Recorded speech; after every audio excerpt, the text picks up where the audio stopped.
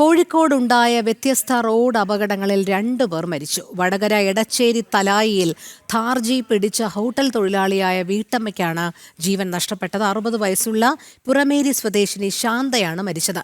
പുലർച്ചെ ബസ് ഇറങ്ങി റോഡ് മുറിച്ചു കടക്കുന്നതിനിടെ ജീപ്പ് ഇടിച്ചു തെറിപ്പിക്കുകയായിരുന്നു. റോഡ് നിർമ്മാണത്തിനായി കുഴിച്ച കലുങ്കിൽ വീണാണ് മറ്റൊരാൾ മരിച്ചത്. കാൽനട യാത്രികനായ വല്യാപ്പള്ളി സ്വദേശി മ്യൂസയെ മരിച്ച നിലയിൽ കാണപ്പെടുകയായിരുന്നു. രമ്യ ദാസ് ചേരുന്നു വിവരങ്ങളുമായി. രമ്യ, കോഴിക്കോടുണ്ടായ വ്യത്യസ്തമായ റോഡ് അപകടങ്ങളിൽ 2 പേരുടെ ജീവനാണല്ലോ നഷ്ടപ്പെട്ടിരിക്കുന്നത്. എന്താണ് വിശദാംശങ്ങൾ?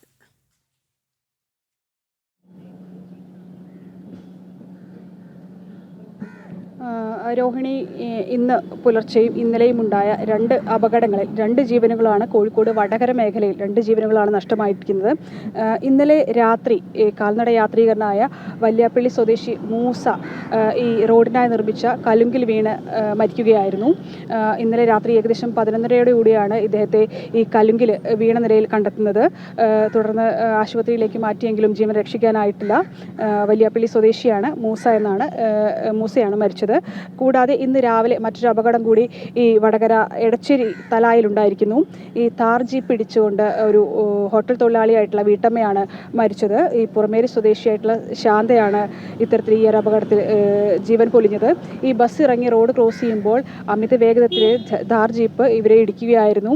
തൽക്ഷണം തന്നെ ശാന്ത മരിച്ചു. രാവിലെ ഏകദേശം 6:15 കൂടിയായിരുന്നു ഇവരുടെ ഈ ഒരു അപകടമുണ്ടായത്. മൃതദേഹം നിലവിൽ ഇപ്പോൾ വടകര ഗവൺമെൻറ് ആശുപത്രിയിലേക്ക് മാറ്റിയിട്ടുണ്ട്. രോഹിണി. ശരി, രമ്യാദാസാണ് വിവരങ്ങൾ നൽകിയത്.